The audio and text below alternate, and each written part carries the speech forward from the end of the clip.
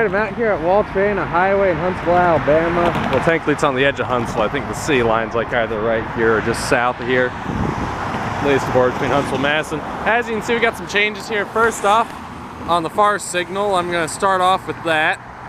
If you notice, the Martin Industries mechanical bell, it's still here, amazingly enough.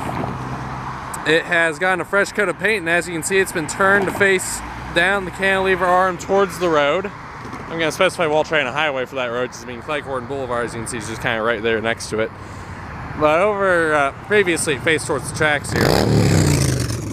But over here on this signal, as you can see, they've finally replaced the dead Western Coal and Hayes mechanical bell here.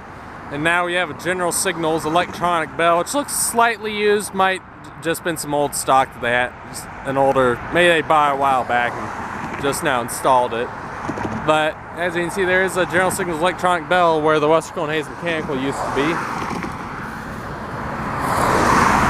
But yeah, just thought I'd show this change real fast, since I need to get back out here and try to get AA04 one morning. I just might need to come out here and just kind of do a day full of rail fanning on the Memphis East at some point. Tried to catch some trains today, but I was only able to get to CSX is pretty busy. Probably should have stayed over there after getting to IO29. But only saw 101. The only other train I heard was A81 all day, because they've been doing track work. But yeah, decided to show this quick update to Wall Triana Highway in Huntsville, Alabama. Over and out.